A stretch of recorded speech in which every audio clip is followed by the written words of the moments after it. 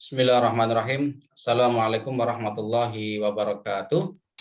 Waalaikumsalam warahmatullahi wabarakatuh. Alhamdulillah, alhamdulillahirabbil alamin. Wa bihi nasta'inu ala umri dunya waddin. Wassalatu wassalamu ala Rasulillah wala haula wala quwata illa billah amma ba'd. Baik, mari kita awali perkuliahan pada hari ini dengan bersama-sama melafadzkan basmalah. Bismillahirrahmanirrahim. Ya, terima kasih teman-teman yang sudah hadir dan juga yang sudah menyalakan kameranya. Jadi saya tahu ini ya, oh Mbak Aini yang ini, ya kemudian Mas Syaf Yangki yang ini gitu kan. Kemudian siapa Vela, Safrinal, Nasrul, Widi dan seterusnya ya. Jadi saya tahu meskipun masih ada yang terganggu ya.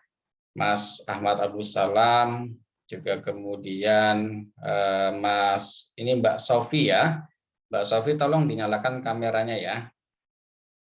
Iya, Pak. Baik, ya. Sebagaimana minggu yang lalu sudah saya sampaikan terkait dengan roadmap ataupun peta pembelajaran kita yang insya Allah akan kita laksanakan selama 1 semester ke depan. Dan hari ini adalah pertemuan tindak lanjut dari pertemuan yang pertama ya. Nah, sebelum ke substansinya kita akan lihat dulu bagaimana kemudian hukum bisnis ini masuk ke dalam ranah religi ya, masuk ke dalam ataupun sebaliknya bagaimana kemudian nilai-nilai apa ya, nilai-nilai keagamaan, nilai-nilai ketuhanan gitu ya. Ini masuk ke dalam ruang lingkup dunia bisnis ya. Dalam hal ini adalah khususnya berkaitan dengan Islam ataupun ada syariah di dalam yang kemudian diimplementasikan, dimasukkan ke dalam dunia bisnis ya. Dan ini akan menimbulkan perilaku ya, perilaku bisnis ya, entah itu manajemennya, kemudian perusahaannya ataupun ruang lingkup usahanya dan lain sebagainya, bahkan lingkungan juga akan berpengaruh. Nah, sebelum masuk ke situ kita akan lihat dulu bagaimana perkembangan dunia bisnis saat ini gitu ya, khususnya di era modern atau di era 4.0. Nah, sekarang nanti sudah mulai merangkak gitu ya.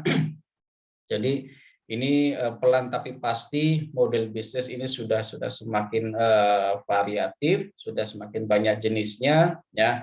Apalagi banyak kaum milenial yang memang juga memilih di jalur dunia bisnis ya. Nah, kita lihat bagaimana perkembangan dunia bisnis di era modern ataupun saat ini. Yang pertama ya, berkaitan dengan perkembangan model ataupun desain gitu ya. Desain bisnis di era modern seperti sekarang ini mulai bermunculan ya, kemudian mulai ada perkembangan ya. Ada perkembangan ya, peningkatan aspek spiritual dalam dunia bisnis. Nah, maksudnya apa? Maksudnya adalah ketika ada startup gitu ya, startup baru misalkan, ataupun bisnis-bisnis yang sudah berjalan misalkan ya, ini perlahan-lahan pelan tapi pasti gitu ya, sekarang sudah mulai memasukkan aspek spiritual, aspek religius gitu ya, aspek ketuhanan ke dalam proses bisnis mereka gitu ya. Maksudnya apa? Jadi orang sekarang itu ketika menjalankan bisnis ya, itu tidak sekedar mencari keuntungan duniawi saja, tetapi sudah mulai pelan-pelan ya memasukkan nilai-nilai ajaran agama untuk mendukung bisnisnya ya. Dan ini punya dampak yang luar biasa ya, entah itu bagi perkembangan usahanya ataupun bagi SDM-nya. SDM itu sumber daya manusianya ya. Nah, jadi sekarang mulai banyak. Sebagai contoh saja, kalau saudara mungkin pernah makan di saya sebut salah satu merek ya, yang memang ini juga sering diundang oleh UI untuk memberikan motivasi ke mahasiswa ya, ketika ingin berwirausaha, bagaimana kemudian menggabungkan nilai-nilai spiritual ke dalam sebuah usaha. Yaitu salah satunya adalah WS atau warung steak gitu ya, milik Pak Jody. Ya kan beliau sering diundang ke kita, ke UI gitu ya. Nah, ketika beliau menceritakan dan juga saya melihat di YouTube, di media-media yang lainnya ya. Beliau mengatakan sebelum WS berkembang seperti sekarang ini ya gitu ya. Itu berjalan ya ala kadarnya, berjalan seperti biasa saja. Tetapi kemudian ketika mulai mengenal ajaran agama Islam gitu ya, memang muslim tapi mendalami agama Islam, kemudian berusaha mulai memasukkan nilai-nilai Islam ke dalam dunia bisnisnya, ternyata mengalami ledakan yang luar biasa. Gitu ya. Perkembangan bisnisnya luar biasa. Warung steak ini ternyata menerapkan aspek ataupun nilai-nilai prinsip-prinsip Islam. Nah, maka ada sebuah istilah yang yang cukup familiar di telinga kita, yaitu ada istilah spiritual company, gitu ya. Spiritual company. Jadi perusahaan ataupun suatu usaha berbasis nilai-nilai spiritual, berbasis nilai-nilai ajaran agama. Ya, di situ ada aspek tarbiyahnya, ada aspek pendidikannya. Bagaimana mendidik para karyawan, bagaimana mendidik manajemen, bagaimana mendidik konsumen, gitu ya. Sehingga sampai mau doa pun itu ditulis dalam boxnya gitu ya. Berdoalah sebelum memakan. Walaupun ditulis secara umum, tidak mengatakan Allahumma barik lana fi ma razaqtana wa qina adzabannar, tidak. Tapi secara umum awali dengan doa. Ini merupakan salah satu bentuk implementasi bagaimana kemudian ketika nilai-nilai spiritual, ajaran-ajaran agama dimasukkan ke dalam dunia bisnis. Itu yang pertama. Nah, yang kedua, ya, bisa kita lihat munculnya fajar baru yang disebut dengan conscious capitalism. Apa itu conscious capitalism? Conscious capitalism ini adalah sebuah asimilasi, gitu ya, sebuah gabungan ataupun sebuah metode untuk menggabungkan beberapa aspek dalam dunia bisnis, yaitu dari aspek sosial, kemudian aspek religius ataupun aspek spiritual, dan aspek-aspek yang lainnya, gitu ya. Banyak gitu ya. Artinya aspek kalau dulu ya prinsip konvensional ya. Jadi bisnis is business, gitu ya.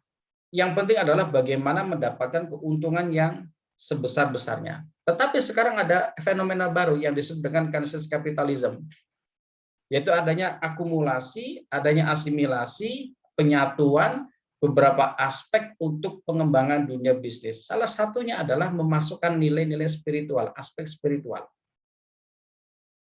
Nah, ketika salah satu aspek ini yang terpenting adalah aspek spiritual dimasukkan, ternyata dahsyatnya luar biasa. Tidak hanya dalam dunia Islam.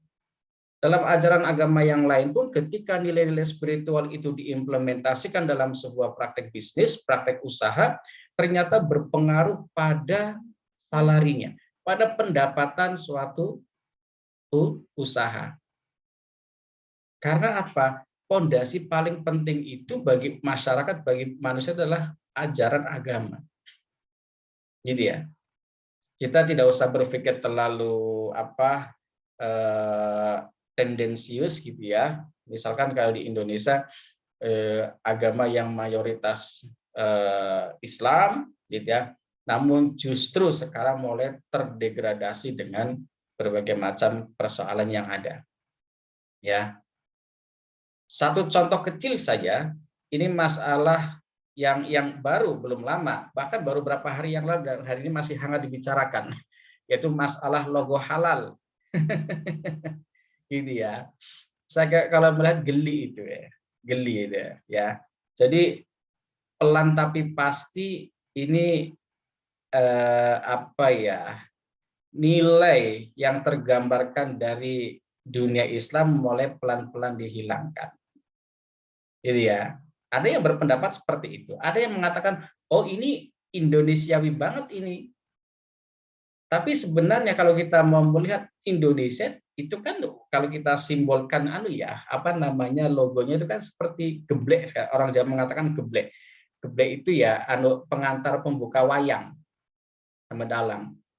Ya, kemudian yang dimodifikasi ya, hotnya ada hot nafsi, jadi tidak ada namanya hot solusi, hot coffee dan lain sebagainya, adanya hot nafsi. Jadi hot kaligrafi berdasarkan ya model sendiri, nggak masalah bagi. Cuma kemudian ini menimbulkan interpretasi yang berbeda-beda.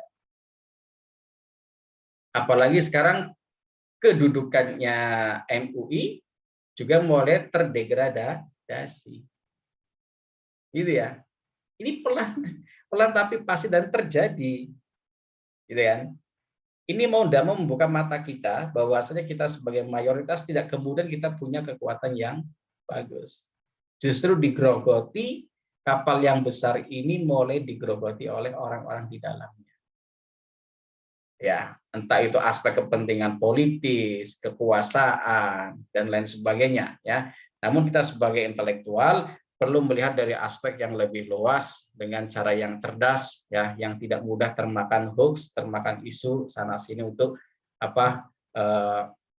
kepentingan pihak-pihak tertentu. Kita harus mampu menjadi counter attack, ya. Kita harus mampu membendung serangan-serangan yang memang menyudutkan Islam itu sendiri. Tapi dengan cara yang elegan, bukan dengan cara yang arogan. Kita punya ilmu, ya pakai ilmu. Gitu ya.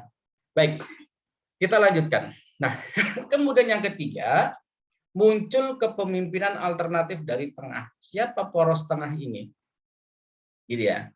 Kalau kita melihat ada generasi, ya. Kita sekarang tuh saudara masuk namanya generasi milenial. Ada generasi selenial, ada generasi kolonial. Nah, gitu. Jadi orang mulai mengkategorisasikan, mulai mendikotomikan, membagi-bagikan, ya, mengkotak-kotakkan. Nah, ada istilah generasi kolonial, itu para orang-orang yang sudah sepuh itu dikatakan generasi kolonial. Ada yang disebut dengan generasi selenial. Selenial itu ya seniornya milenial. Jadi seniornya milenial yang ya dewasa, ya seperti saya ini kan masuk generasi selenial gitu ya. Karena lahir tahun 80-an, 70-an gitu. Nah, kalau yang lahir tahun 90-an ini masuk generasi milenial. Nah, sekarang ini eranya era selenial milenial. Nah, ada kepemimpinan alternatif terkait khususnya dalam dunia bisnis. Kita lihat sekarang ada fenomena crazy rich gitu ya. Nah, ini kan menarik gitu. Nah, jadi sekarang banyak orang-orang muda usia di bawah 30 tahun atau 35 tahun ke bawah ini sudah menjadi orang yang super kaya. Walaupun dengan cara yang kemudian tertangkap seperti Indra Kents gitu ya, kemudian siapa Doni Salaman atau siapa itu kan, dan lain sebagainya masih banyak. Ya, ini kan sebuah bentuk kepemimpinan baru yang dikatakan ternyata yang muda itu mampu bergerak. Maka 10 tahun ke depan saudara yang akan memegang kepemimpinan. Saya dulu waktu mahasiswa S1 pernah pernah dikatakan sama dosen saya di FYI juga. Beliau mengatakan, dan beliau sudah almarhum, mantan dekan FYI. Ji, manggil saya Roji gitu, karena orang-orang Bandung. Ji, 10 tahun ke depan itu kamu yang akan jadi, generasi kamu yang akan memimpin. 10 tahun ke depan berarti saya waktu itu tahun 2004, karena saya masuk UI tahun 2004. Dan betul, teman-teman seusia saya itu sekarang sudah banyak yang berada di level top manajemen. Gitu ya. Nah, ketika berada di level top manajemen, maka tentu pendekatan dalam memimpin sebuah apapun itu, dalam proses bisnis apapun, entah itu dalam dunia pendidikan, dunia perusahaan, dunia bisnis, tentu akan ada sentuhan-sentuhan yang berbeda dibandingkan generasi kolonial. Gitu ya. Dan sekarang juga generasi-generasi yang seperti ini, yang selenial atau milenial tadi, ini juga sudah mulai memasukkan aspek-aspek spiritual, menggabungkan teori conscious capitalism dalam dunia bisnis mereka. Misalkan ada gerakan sholat duha, ada gerakan mengaji, gitu ya, ada gerakan sedekah. ternyata ini adalah para pemimpin-pemimpin yang generasi selenial, milenial. Kalau dulu bisnis is bisnis, yang penting mendapatkan keuntungan walaupun kemudian juga saat itu sudah masuk nilai-nilai spiritual, cuma tidak se-booming sekarang ini, gitu ya. Nah, maka saudara ini masuk kategori yang termasuk kepemimpinan alternatif, ya. Tinggal nanti saudara bagaimana mengolah manajemen diri, mengolah diri sendiri. Saudara mau jadi yang pemimpin atau yang dipimpin. Prinsipnya adalah siap memimpin dan siap dipimpin. Ketika jadi seorang pemimpin, maka harus mampu mengayomi, menjadi yang terdepan, bukan menjadi seorang manajer yang hanya menyuruh sana-sini. Ketika menjadi orang yang dipimpin, maka dia harus bisa mendengarkan, harus bisa mengikuti, harus bisa meningkatkan. Prinsipnya adalah ta'awanu 'alal birri wat taqwa. Islam mengajarkan seperti itu. Gitu kan? Tolong-menolonglah kamu dalam kebaikan dan takwa. Wala ta'awanu 'alal itsmi wal udwan. Janganlah kamu tolong-menolong dalam dosa dan keburukan. Nah, baik, saya lanjutkan. Kemudian banyaknya aspek spiritualisme, implementasi spiritualisme dalam dunia bisnis. Tadi saya katakan, contohnya adalah gerakan sedekah, gerakan mengaji Al-Quran, gerakan sholat duha, sholat tahajud di dunia bisnis. Dan uniknya, gitu ya, implementasi nilai-nilai spiritual yang seperti ini justru tumbuh di perusahaan, di sebuah company yang memang punya latar belakang tidak seperti orang-orang yang pernah nyantri, pernah belajar agama mendalam. Justru orang-orang yang biasa-biasa saja. Kemudian menemukan atau mendapatkan hidayah untuk mengimplementasikan nilai-nilai spiritual dalam dunia bisnis mereka. Gitu ya. Yang awalnya tidak sholat, sholatnya ogah-ogahan, justru bisa memiliki pesantren. Karena ada itu tadi, saya katakan hidayah itu adalah hak prerogatifnya Allah yang perlu kita cari, bukan kita tunggu. Itu hidayah. Hidayah itu dicari, bukan ditunggu. Seperti Nabi Ibrahim ketika mencari Tuhan, iya tak? Dia melihat matahari, oh itu gede, itu Tuhan saya. Dia melihat melihat apa yang besar itu dikatakan Tuhan. Kemudian turunlah hidayah bahwasanya Allah adalah Tuhannya. Ya, ini sebagai kisah saja. Nah, artinya implementasi penerapan nilai-nilai spiritual dalam dunia bisnis itu sudah menjadi sesuatu yang sekarang menjadi tren. Jadi ya. Nah, ada satu yang menarik, misalkan kalau kita bicara WS gitu ya. Nah, warung steak ini kalau hari Jumat dia buka warungnya jam 1 siang. Kenapa kok jam 1 siang? Alasan daripada fundernya adalah Bapak Jody, dia mengatakan mereka para karyawannya berhak untuk melaksanakan ibadah dengan aman, nyaman, tenang, tanpa terganggu masalah pekerjaan. Jadi biarkan mereka beribadah dahulu, baru setelah itu warung dibuka, mereka bekerja lagi. Logika atau matematika kapitalis kita logikanya adalah, bayangkan kalau misalkan warung buka jam 9 sampai jam 12 itu sudah dapat income yang luar biasa. Tapi dia rela menghilangkan itu untuk memberikan hak ibadah pada karyawannya, dan ternyata diganti sama Allah, kan begitu. Diganti dengan cabangnya bertambah banyak, omsetnya semakin tinggi, dan luar biasa. Nah, termasuk bisnis-bisnis yang lain ya, yang mungkin kita tidak melihat secara langsung, tetapi sudah menerapkan implementasi nilai-nilai spiritual dalam proses bisnisnya. Ya, ini sebagai gambaran saja, sebagai motivasi bahwasanya ini loh dunia bisnis saat ini tidak semata-mata hanya mencari keuntungan saja, tapi juga mendidik karyawannya dengan nilai-nilai agama. Gitu ya. Kita lanjutkan. Kemudian terjadi peningkatan konsumen yang memutuskan perilakunya berdasarkan sistem nilai.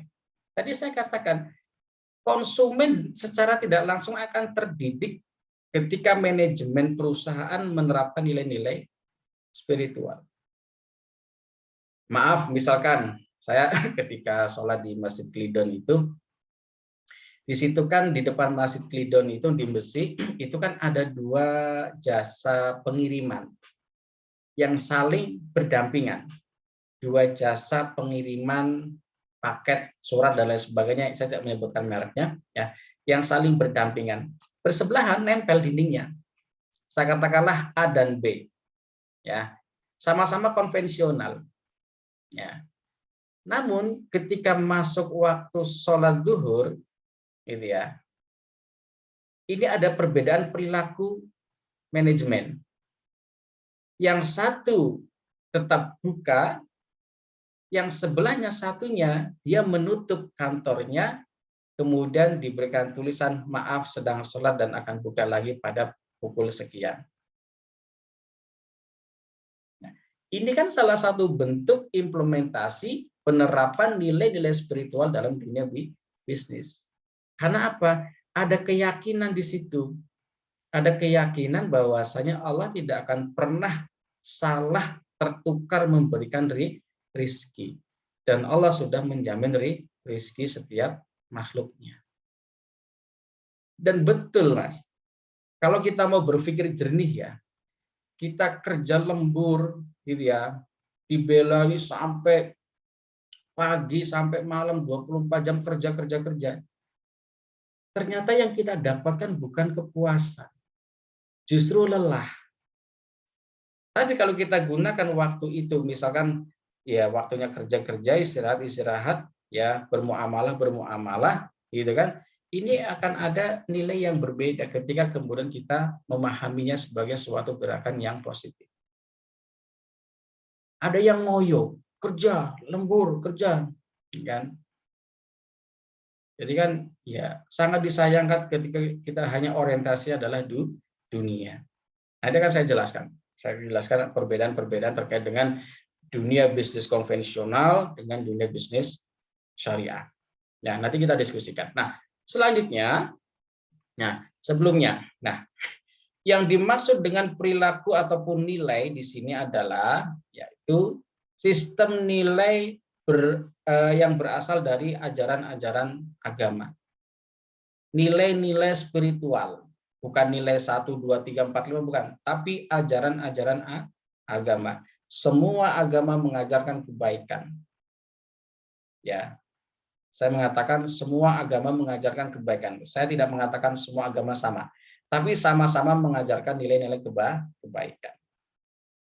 Ketika terjadi hal yang tidak baik, maka jangan kita menyalahkan agamanya, tapi salahkan perilaku oknumnya. Ya, apalagi agama Islam, agama kita yang mayoritas Qur'annya ini berisi masalah hukum. 70% kurang lebih ini bicara lebih masalah peraturan ataupun tatanan sosial ya dalam kehidupan sehari-hari, selebihnya ada praktek ibadah. Ya. Maka sistem nilai yang dimaksud di sini adalah sistem nilai yang berbasis nilai ajaran agama, dan ada nilai tambahan yaitu berbasis nilai-nilai yang berkembang di masyarakat. Ada hukum adat, ya, ada hukum negara, gitu kan? Jadi nggak bisa kita mengklaim paling benar, tidak bisa, tidak boleh kita mengklaim yang paling benar, gitu ya. Nah, kemudian yang keenam, ya, muncul gelombang pemecahan masalah berdasarkan kesadaran. Sekarang juga seperti itu. Kalau dulu tuh orang salah pecat, gitu ya, salah marahin, tidak. Sekarang untuk mengingatkan manajemen ataupun mengingatkan tenaga-tenaga dalam sebuah perusahaan, itu tidak perlu top manajemen turun tangan langsung, tetapi pakai media yang lain. Misalkan diadakan pelatihan apa untuk karyawannya, di training gitu ya. Di training bagaimana bekerja, bagaimana kemudian bekerja dengan ikhlas, dengan menerapkan nilai ajaran agama. Dan ternyata dengan seperti itu, ini akan terbangun kesadaran yang luar biasa, entah bagi manajemennya, bagi top manajemen maupun bagi karyawannya. Dan itu yang saya lakukan juga. Ya, saya lakukan ketika bersama teman-teman di pusat. Kebetulan saya ada amanah itu, ya, untuk mendampingi dalam konteks ini cerita saja, dalam konteks sistem penjaminan mutu bersama teman-teman di seluruh fakultas dan prodi. Nah, ketika kita menjalankan sistem mutu di universitas di UI, gitu ya, ada hal yang menarik yang kemudian perlu kita bangun, yaitu membangun kesadaran individual dan kesadaran kolegial. Kesadaran individual itu ya masing-masing kita sadarkan, tapi dengan cara apa? Bukan dengan cara kekerasan, tapi dengan cara membangun nilai, ya, mengajarkan nilai-nilai. Dan itu ternyata oh iya, dan ini adalah happy, menyenangkan. Dengan cara seperti itu ternyata respeknya juga lebih baik, dan itu akan meningkatkan kinerja kita, baik manajemen maupun mitra-mitra kita, gitu ya. Mitra bisnis kalau dalam di dunia pendidikan itu tidak ada istilah atasan bawahan, adanya adalah mitra, kolega, gitu ya. Jadi itu bisa meningkatkan kesadaran diri. Ya, kesadaran motivasi bekerja, motivasi beribadah, motivasi berkeluarga, bermuamalah dan lain sebagainya. Ya. Jadi sekarang mulai muncul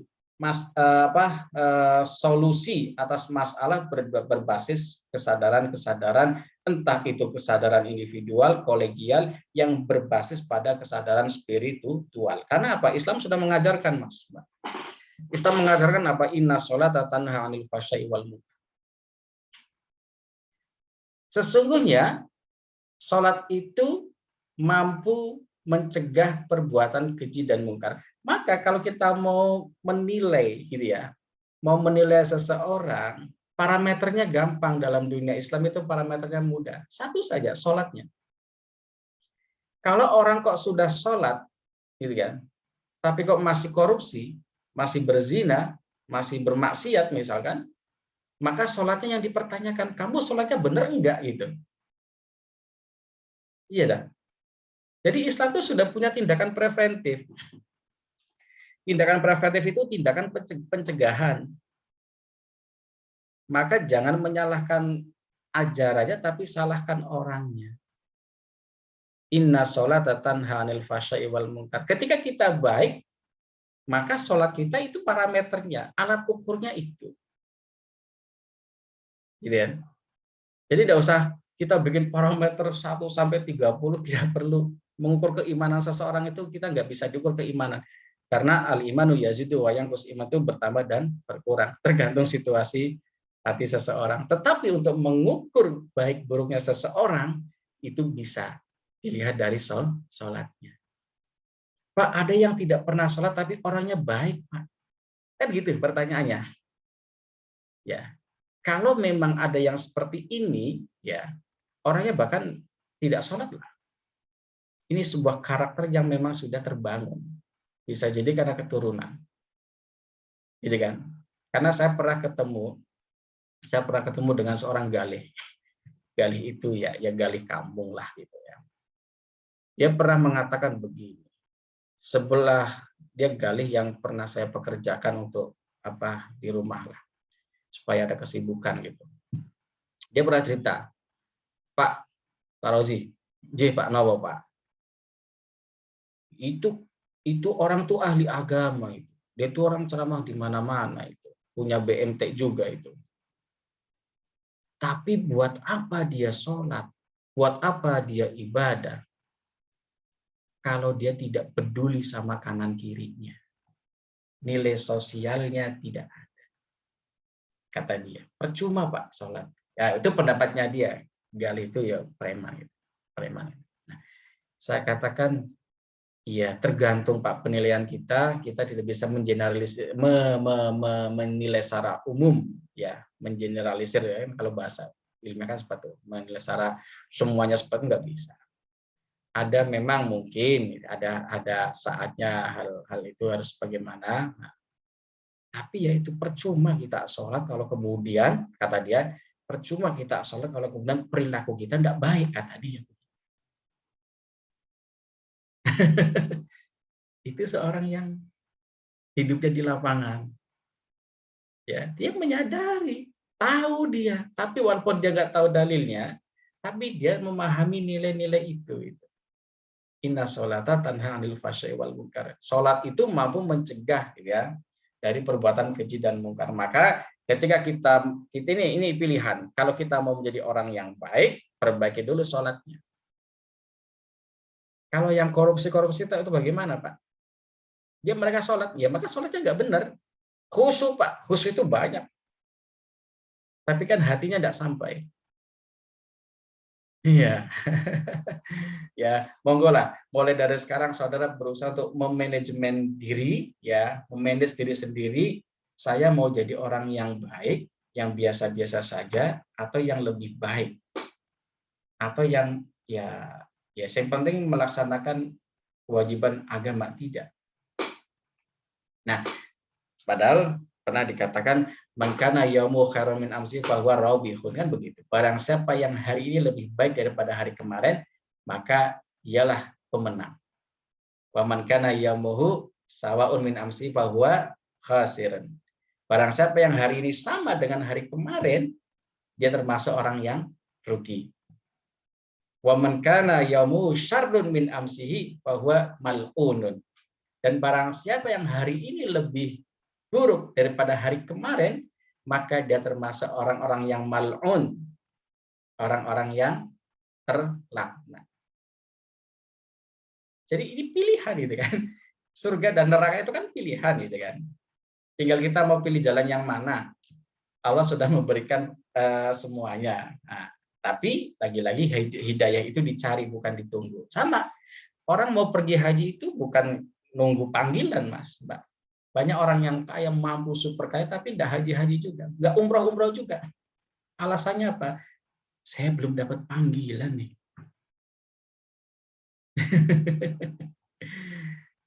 Panggilan itu dicari, bukan ditunggu. Ya, begitu. Oke, ini tambahan saja ya. Tambahan, itulah nilai-nilai spiritual ketika diterapkan dalam dunia bisnis, dalam dunia sehari-hari kita, ini akan mampu merubah perilaku kita. Ya, akan menjadi perilaku pribadi yang baik. Nah, kemudian yang ketujuh, muncul ledakan investasi dalam berbagai bidang bisnis yang berdasarkan etika dan tanggung jawab sosial, social responsibility. Gitu ya. Jadi kalau kita melihat perkembangan berita hari ini juga masih ramai dibahas terkait dengan IKN, Ibu Kota Negara Baru, gitu ya. Ini menarik itu.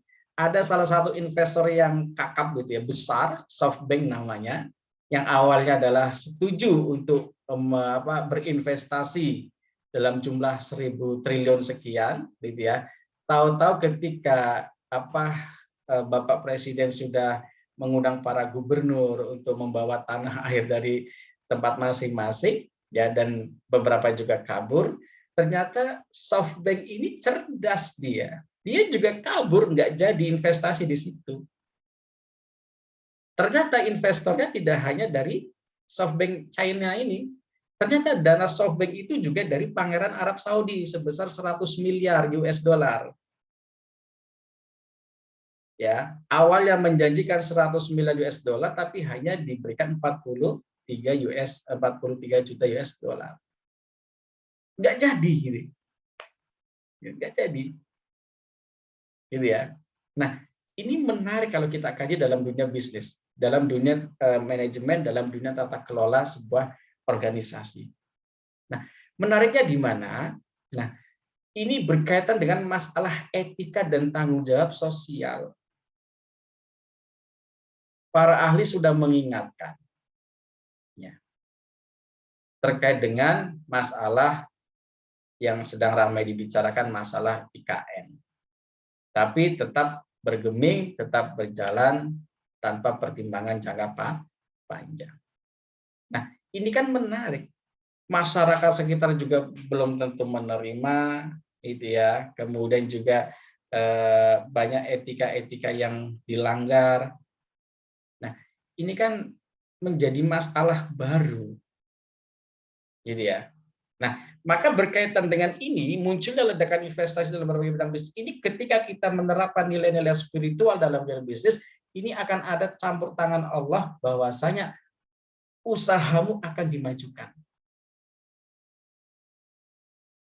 Pak, saya sudah berusaha, sudah sholat, sudah doa siang malam, tahajud sampai sengleh kakinya, sengleh itu sampai apa apa namanya lumpuh misalkan, tapi kok enggak kaya-kaya, Pak. Kan kadang kita sering tanya seperti, oh itu ibadahnya luar biasa, Pak. Maaf, sampai jidatnya berbekas itu, Pak. Tapi enggak kaya-kaya juga, Pak. Iya enggak? Ada yang tahajudnya 24 rakaat, Pak. Duhanya, Pak, 42 rakaat misalnya, tapi nggak kayak. Nah, maka perbaiki tujuan ibadah itu bukan untuk menjadi kaya. Ini banyak yang salah interpretasi. Sedekah menjadi kaya, salah. Ibadah ya ibadah, sudah lost aja gitu kan. Ibadah ya sudah ibadah. Lillahi ta'ala, mardotilah untuk mendapatkan ridha Allah. Jangan kita bertransaksi dengan Allah. Memang ada ajaran yang mengajak kita berbisnis dengan Allah, betul. Tapi tidak kemudian kita menggunakan teori matematika 1 tambah 1, 2, 3 kali 3, 9. Tidak. Aspek ibadah adalah ibadah. Nah, ketika ibadah kita baik, kita menjalankan perintahnya dengan baik, ya kemungkinan besar probability-nya adalah akan ada nilai tambah di situ. Kalau tidak bertambah secara materi, minimal bertambah secara spiritual, sosial. Iya dah. Nah, ini tambahan saja. Nah, kemudian ya, ini ada sebuah teori baru nih. Ada teori yang menarik saya katakan. Ya.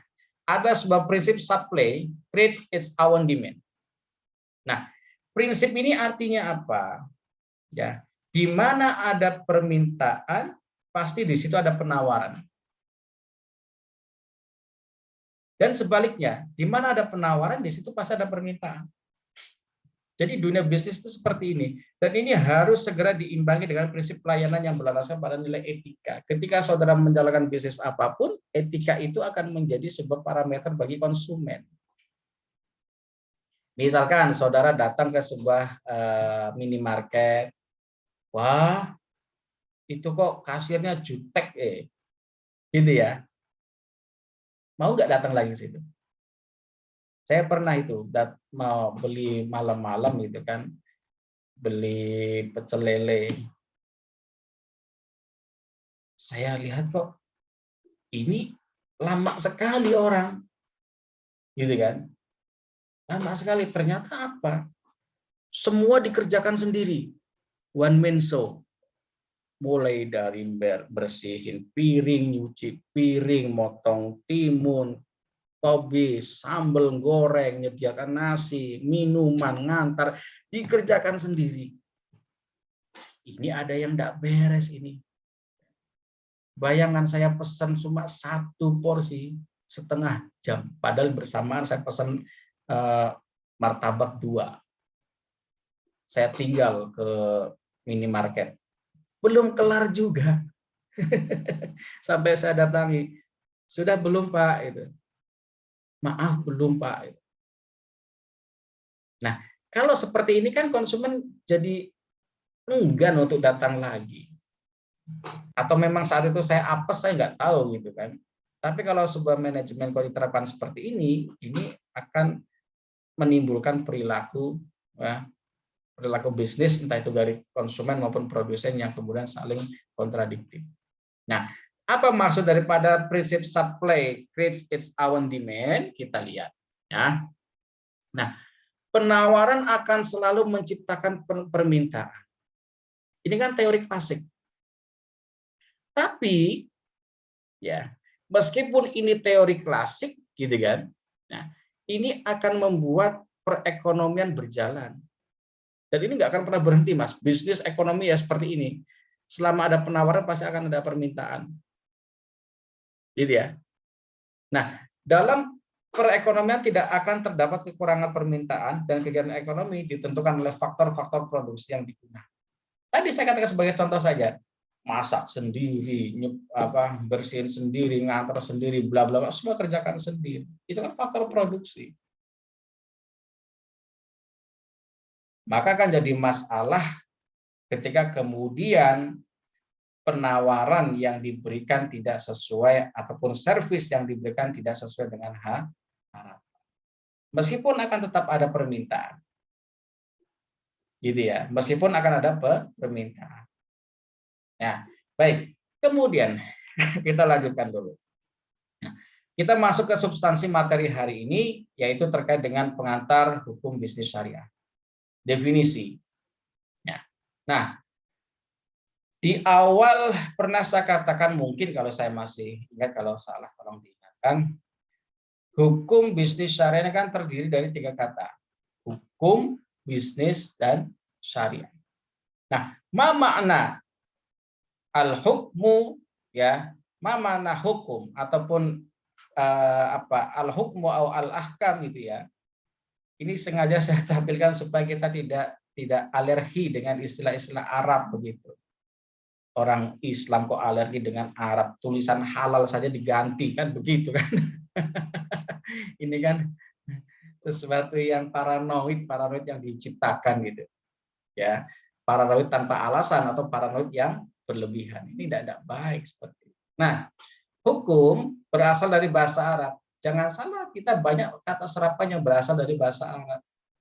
Masjid, masjid itu ismul makan, yaitu makan sujud, tempatnya orang sujud. Asal katanya bahasa Arab, sajadah yasjudu. Jadi masjidun. Orang yang bersujud disebut dengan sajidun, ismun fa'il. Ya, orang-orang yang tidak paham bahasa Arab kok alergi dengan istilah, ya maaf, istilah kafir, istilah apalagi halal, sampai fontnya aja diganti dengan gaya wayang Jawa, kan nggak mencerminkan Indonesianya, tapi malah budaya tertentu. Padahal rumah makan Padang itu sudah punya logo halal sendiri kan? Apa rumah Gadang, rumah Minang yang gede bagus itu di tengahnya ada tulisan Arab halal, kan begitu. Nanti ada halal Jawa, halal Sumatera, halal Kalimantan, halal Papua. Ini kan menimbulkan interpretasi yang nyeleneh akhirnya. Nah, artinya ya hukum ini adalah putusan atau ketetapan dan juga kekuasaan. Maksudnya bagaimana? Nah, siapa yang berhak memberikan putusan adalah hakim. Hakim itu juga asal kata daripada al-hukmu atau hakama, hakama yahkumu. Hakim, orang yang memutuskan, orang yang menetapkan. Jadi hakim itu dari bahasa Arab, jangan salah. Kok kita alergi dengan bahasa Arab? Indonesia ini aneh. Minyak goreng lagi langka kok malah digoreng-goreng terus kan. Nah, ya. Ya, saya berusaha mengkontekstualkan materi pembelajaran dengan situasi yang sedang berkembang gitu ya, supaya kita juga melek dengan sekitar kita. Ya. Nah, ketetapan siapa yang menetapkan? Hakim. Siapa yang punya kekuasaan untuk menetapkan? Hakim. Gitu ya. Nah, kemudian kata bisnis ini bisa dari bahasa Inggris, bahasa Indonesia, ya, ataupun misalkan basinis ataupun bisnismen dan lain sebagainya yang mengandung arti salah satunya adalah commercial activity involving the exchange of money for goods or service. Nah, usaha komersial yang menyangkut soal pertukaran uang dari produsen dan juga konsumen ataupun jasa. Jadi prinsip bisnis itu pertukaran, Mas. Pertukaran uang dan barang, entah itu dari produsen itu adalah yang memproduksi suatu barang dijual, entah itu dari konsumen adalah yang membeli, ya, atau dari pihak ketiga, yaitu dalam bidang jasa ataupun pelayanan, service. Dunia pendidikan ini juga termasuk daripada dunia bisnis. Tapi di dalamnya tidak menghasilkan produk barang seperti dunia perusahaan ataupun korporasi. Dunia pendidikan ini menghasilkan sumber daya manusia. Maka jasa yang dijual. Gitu ya. Menjual jasa tapi tidak kemudian menghasilkan produk misalkan mesin, apa, tidak. Tapi menghasilkan sumber daya manusia yang berkualitas berlandaskan keilmuan. Maka jangan pernah kemudian menuntut saya kuliah di FYI, syariah, katanya mau jadi hakim kok jadinya pengusaha. Saya kuliah di teknik sipil, misalkan kemudian jurusannya adalah teknik lingkungan, kok jadi pegawai bank? Iya kan? Saya punya kawan di sini, alumni sarjana pertanian, stiper pertanian. Tapi justru dia bekerja di lembaga amil zakat. Gitu kan? Maka kita jangan berpikir pragmatis. Pragmatis itu apa? Dunia pendidikan harus dikembalikan pada marwahnya, yaitu menciptakan sumber daya manusia yang berintegrasi berlandaskan pengetahuan. Kita bukan dunia yang dunia korporasi perusahaan yang menciptakan robot pekerja, bukan. Gitu kan? Nah, kembali ke tadi, ke slide yang paling awal tadi. Kita harus punya keyakinan bahwasanya setiap makhluknya itu sudah dijamin rezekinya oleh Allah. Persoalannya adalah kita mau berusaha atau tidak. Jadi ya. Jadi ini berkaitan dengan masalah distribusi, ya, teori distribusi berkaitan dengan masalah hubungan korelasi hukum kausalitas antara permintaan, penawaran, antara penukaran uang dengan barang ataupun dengan jasa. Perbankan juga begitu di bidang jasa, ya, lalu lintas keuangan. Nah, kemudian dalam bahasa Arab dikatakan yang disebut dengan at-tijarah. Sama-sama yang punya mana adalah usaha komersial yang berorientasikan pada profit, keuntungan. Namanya orang berbisnis, namanya orang bermuamalah iktisodiyah, itu kan mencari keuntungan dalam konteks materi. Tapi 5 tahun belakangan ini gitu ya, ini ada fenomena yang menarik, Mas, Mbak sekalian. Ya. Apa fenomena menarik? Banyak kemudian kita jumpai, ya. Yang pertama, kalau hari Jumat itu sekarang banyak orang berlomba-lomba membagikan makanan di masjid-masjid. Biasanya warung-warung. Kemudian ada pedagang asongan, pedagang pinggir jalan memberikan servis kalau hari Jumat beli 2 gratis 1. Gitu kan? Sedekah. Nah, kemudian ada lagi fenomena yang cukup menarik, ya. Makan bayar seikhlasnya. Kita kalau pakai teori kapitalis 1 tambah 1 2, nggak nyambung. Warung gratis, warung bayar seikhlasnya kok malah eksis, gitu kan? Atau bahkan free, nggak bayar pun nggak masalah. Ini fenomena baru yang mengkaitkan antara dunia dunia bisnis dengan nilai-nilai spiritual. Ternyata janji Allah fi kulli sumbulatin mi'atu habbah itu nyata. Gitu kan? Kita sedekah berapa nanti akan bertambah menjadi sekian ratus. Gitu kan? Itu nyata ternyata. Tanpa kita sadari. Islam sudah memberikan petunjuknya. Hanya terkadang kita tidak memahami petunjuk yang diberikan oleh Allah karena kita kurang membaca. Gitu kan? Nah, kemudian yang ketiga, profit ataupun keuntungan adalah penghasilan yang dikurangi pengeluaran, income minus expenses. Maksudnya apa?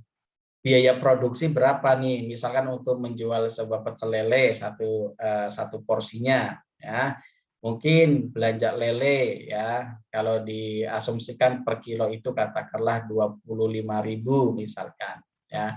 Dapat berapa biji, jatuhnya adalah 1 ekornya 4.000 misalkan, gitu ya, atau 7.000. Diolah, dibumbuni, digoreng pakai minyak goreng, kemudian ada mentimun, ada lauk yang lain, dijual proporsinya misalkan 15.000. Nah, maka 15.000 ini kan net, kotor. Ya, itulah yang dikatakan biaya produksi.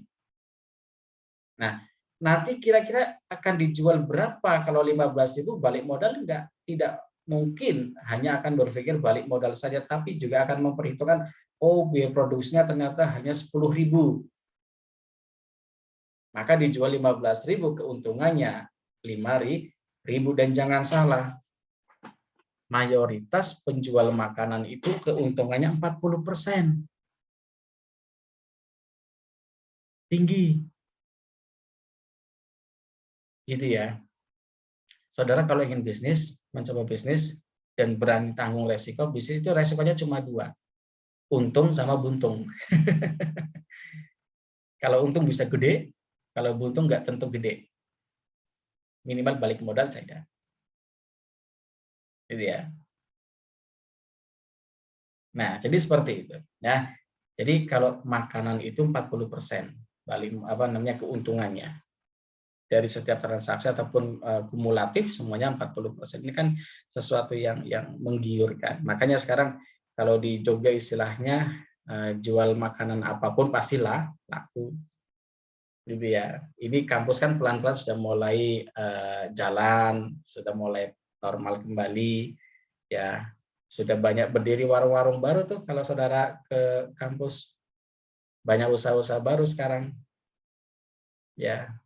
Saya sesekali kemarin kapan turun ke UAD kampus baru, wah sudah seperti ini ya. Padahal tengah sawah, warung tuh banyak sekali. Ada warung yang sangat fenomenal itu, yang dimiliki oleh mahasiswa UII. Mungkin saudara pernah masuk ke situ, ke kafenya, namanya Cafe Bento, Bento Kopi. Tahu ya? Itu punya mahasiswa UII, Mas. Adiknya teman saya, dosen UI juga itu. Saudara tahu omsetnya berapa? 1 miliar per bulan. Ya, itu luar biasa. Nah, yang ada satu lagi punya mahasiswa Fakultas Ekonomi yang belum lulus juga itu, muridnya teman saya di ekonomi juga, roti gembong. Tahu ya roti gembong ya? Nah, itu ternyata 1 bulan omsetnya 300 juta. Bersih, laba bersihnya. Kalau nggak salah seperti itu. Itu punya mahasiswa FBE. Ya. Jadi berawal dari pandemi, kemudian orang tuanya memberikan challenge gitu kan. You kan Fakultas Ekonomi, jangan cuma teori dong, praktek dong gitu. Dimodali lah bikin roti, laku. Sekarang sudah punya outlet cabang itu 100, kalau nggak salah 152 cabang dalam waktu 2 tahun. Nah, ternyata di situ ada nilai-nilai spiritual yang ditanamkan oleh orang tuanya. Karena orang tuanya punya bisnis yang kemudian mati ketika pandemi, yaitu di bidang travel, umroh, dan haji. Dialihkan nilai-nilai spiritual itu ke bisnis yang lain, dan ternyata berhasil. Jadi ya, ada spiritual company-nya di situ. Ya menarik gitu kan. Kapan-kapan kalau berkenan tak undang gitu. Cuma anaknya pemalu, laki-laki, orangnya pemalu, belum lulus. Orangnya pemalu gitu ya, tidak pandai public speaking ya. Jadi yang menjelaskan itu kadang adiknya kuliahnya di Singapura. Nah, jadi seperti itu. Jadi banyak contoh-contoh yang lain. Dulu mahasiswa FI itu ada punya produk makanan yang kemudian bisa sampai tembus Carrefour. Ya. Sampai tembus Carrefour itu ada itu. Sekarang saya kurang tahu perkembangannya ya. Baik, itu contoh-contoh saja yang kemudian bagaimana ketika menerapkan nilai-nilai spiritual dalam sebuah company ataupun sebuah bisnis. Nah, kembali ke materi di sini terkait dengan masalah hukum.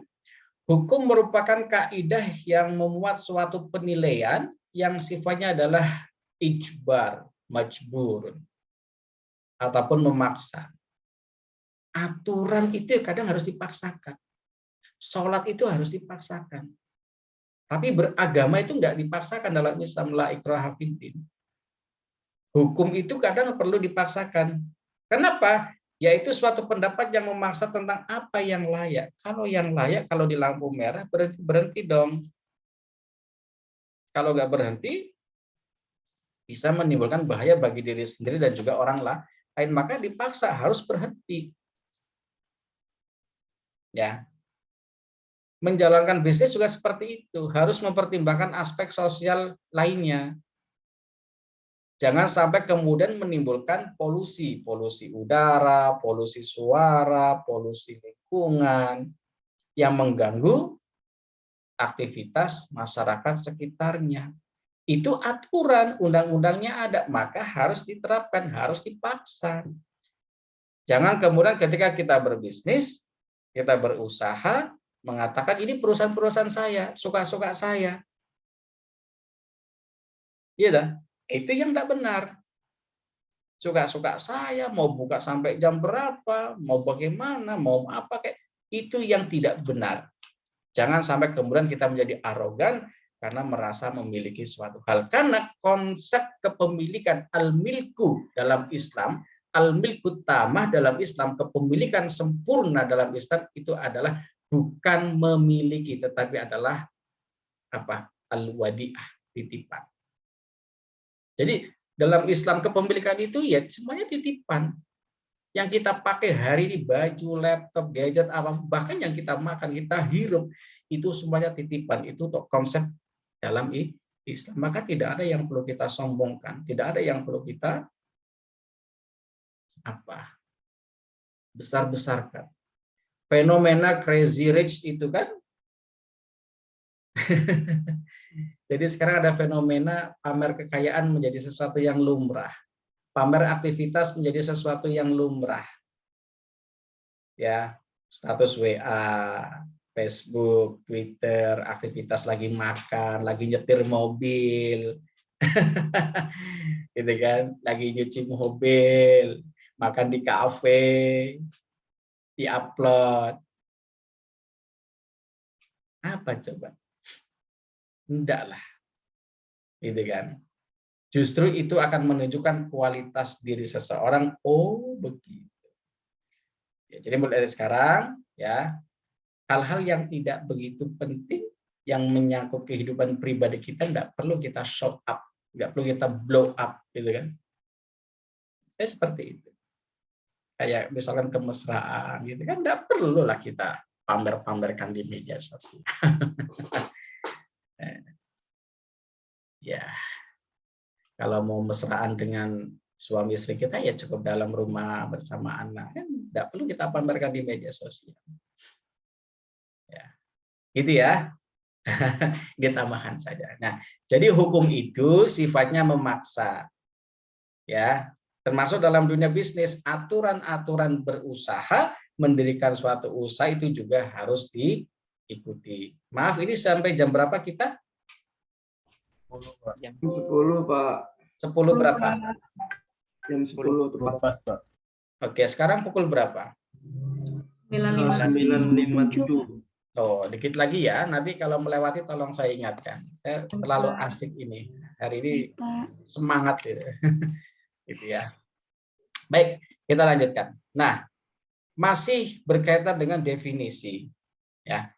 Hukum bisnis adalah suatu perangkat kaedah ataupun kaidah yang mengatur tentang tata cara pelaksanaan suatu urusan atau kegiatan dagang, industri atau keuangan yang berkaitan dengan produksi atau pertukaran barang ataupun jasa dengan menempatkan uang dari para pengusaha, para entrepreneur sebagai resiko tertentu dengan motif untuk mendapatkan keuntungan. Ini pendapat daripada Munir Fuadi. Jadi bisnis itu prinsipnya ya tadi, kita produksi barang, kita menjual, kita menukar, kita menjual jasa. Intinya adalah untuk mendapatkan keuntungan, itulah yang dikatakan hukum bisnis. Dan dalam menjalankan bisnis tersebut itu ada aturannya. Nggak bisa kita bebas mau kita, ini tanah-tanah saya kok, perusahaan saya kok, mau saya buat apa kayak terserah, nggak boleh. Gitu kan? Saya pernah dapat cerita itu dari istri saya, itu punya kawan di suatu daerah itu di luar Jawa. Sama-sama pendatang. Ya. Kawan saya datang lebih dulu. Kawan istri saya datang rumah tahu sekeluarga datang lebih dulu. Nyaman-nyaman aja. Tahu-tahu pendatang lagi di situ. Usahanya apa? Sound system. Sound system kan. Jadi setiap hari itu hampir bisa dikatakan ya sampai malam selalu cek sound. Diingatkan malah marah, malah berantem. Mengatakan ini tanah-tanah saya. Saya ke sini untuk mencari rezeki. Ini cara saya. Ya tidak seperti itu, Bos. Saya katakan. Bahasa saya, ada aturan minimal jarak berapa ratus meter. Itu ada ketika saudara mau mendirikan suatu usaha. Minimal jarak 100 meter dari kebisingan. Harus ada izin siupnya, surat izin usaha pendiriannya harus ada. Harus mendapatkan persetujuan kanan kiri terkait dengan tingkat polusi suaranya. Itu ada undang-undangnya. Gitu kan? Maka itulah yang dikatakan hukum bisnis, harus diikuti. Jangan semau-maunya sendiri, mentang-mentang tanah sendiri, rumah sendiri, kampungnya sendiri, usaha pabriknya sendiri, semau-maunya enggak bisa, Bos, saya katakan. Ya. Ini tanbih. Peringatan bagi saya, bagi saudara untuk lebih peduli pada lingkungan sekitarnya, jangan semau-maunya sendiri. Jangan dari orang merasa paling benar, paling hebat. Jangan. Karena kita hidup bermasyarakat. Hargai hak orang lain, maka orang lain akan menghargai kita. Itu kan hukum kausalitas. Iya kan? Tapi kalau sudah merasa paling itu ya. Itulah salah satu kemudian yang sifat daripada ketika menolak sujud kepada Nabi Adam. Jin ya, iblis ya. Dia mengatakan, dia kan dibuat dari tanah, saya kan dari api. Kesombongannya keluar di situ. Maka orang yang sombong, orang yang merasa lebih kuat, merasa lebih hebat, merasa berkuasa, ya bisa kita analogikan dengan iblis perilakunya. Ya, maka ini menjadi tadzkirah. Ya. Baik, kemudian makna yang lain, prinsip hukum Islam berdasarkan fatwa yang merujuk pada Quran dan Sunnah yang dikeluarkan oleh lembaga yang memiliki kewenangan. Nah, ini kan menarik kita lihat situasi di negara kita sendiri. Pelan-pelan MUI sudah mulai delegitimasi. Sekarang sudah ada namanya BPJH, Badan Penyelenggara Jaminan Halal kalau tidak salah. Ya. Yang selama ini dijalankan oleh Majelis Ulama Indonesia, karena orang yang berfatwa adalah Darul Fatwanya Indonesia adalah MUI, sekarang mulai didegradasi. Lama-lama MUI dihapus loh nanti. Bisa jadi. Nah, terus kita mau diam saja kan? Tidak. Harusnya kita bersyukur, berterima kasih ada MUI. Mereka para warasatul anbiya. Orang yang memahami ilmu tafsir, ilmu hadis, ulumuddin secara umum gitu kan. Justru akan diisi oleh orang-orang yang tidak punya basic keilmuan yang sesuai. Dan saya pernah mendapati sendiri. Pada kasus tertentu ada sebuah bank syariah yang kemudian membuat sebuah produk perbankan yang jelas-jelas itu melanggar syariat, dipasarkan dengan masyarakat, diteliti oleh kakak tingkat saudara. Begitu diteliti, betul produknya melanggar peraturan atau melanggar syariat. Bank syariah kok menerapkan bunga? Ya sudah, saya rekomendasikan tutup produknya, tarik dari masyarakat. Dan alhamdulillah diikuti oleh bank. Copot produk itu menyesatkan. Sudah jelas itu diharamkan oleh MUI lah, kok sampean kok malah membuat produk. Ternyata usut punya usut, DPS-nya bukan orang yang punya latar belakang fikih, tidak punya pemahaman syariah yang bagus. Justru berlatar belakang hukum ekonomi konvensional. Bagaimana dia menjadi seorang DPS? Kan ada ujiannya, ada, tapi saya tidak tahu. Ketika diminta wawancara selalu mengatakan sedang di luar kota. Nah, ini sebagai contoh saja ya, peran intelektual, peran akademisi khususnya untuk apa ya, memperbaiki hal-hal yang memang terkadang bertentangan dengan prinsip-prinsip hukum Islam khususnya ataupun hukum pada umumnya ya. Dan di sini dikatakan bisnis syariah adalah segala aktivitas bisnis yang sesuai dengan syariat Islam, yaitu apa? Tidak bertentangan dengan prinsip maghrib. Apa itu maghrib? Maisir, gharar, dan juga riba. Gitu ya. Sekali lagi, maisir itu adalah gambling, perjudian, spekulatif, ya. Kemudian gharar, syai'un ghairu wadihun, sesuatu yang tidak jelas, ya. Ya tadi spekulasi juga masuk di dalamnya, ya. Kemudian menimbulkan aspek doror, bahaya, ya. Yang ketiga mengandung riba. Ya. Ini unsur ini tidak boleh dalam dalam praktek-praktek bisnis dalam Islam. Tidak boleh kita seperti itu. Ya. Nah, maka ya ketika saudara akan menjalankan sebuah bisnis, maka harus memperhatikan 3 aspek tadi, prinsip maghrib, maisir, gharar, dan juga riba. Harus dihindari 3 aspek ini. Ya. Saya lihat chatnya dulu. Oke, waktu sudah melewati pukul 10. Baik, ya. Terima kasih sudah diingatkan. Ini baru takrif ya kita ya, baru takrif ya. Baik, insya Allah nanti saya lanjutkan minggu depan ya. Untuk presensinya ya, untuk presensinya saya stop share dulu ya. Oke. Untuk presensinya saya kirimkan di kolom chat. Di situ ada tugas yang perlu saudara kerjakan ya.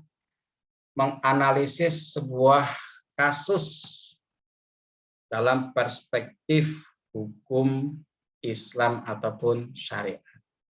Ya, ini saking enaknya saya menyampaikan materi sampai tidak memperhatikan, ternyata banyak yang tidak menyalakan kamera ini ya. Ya, tanbih peringatan pertama, nanti jatuh SP3 loh ya. Ini SP pertama masih kita maklumi. Minggu depan yang tidak menyalakan kamera automatically saya remove dari Zoom. Itu ya. Baik, itu presensinya silakan saudara isi, ada penugasan yang perlu saudara kerjakan. Saya tunggu sampai dengan maksimal pukul 24 malam ini.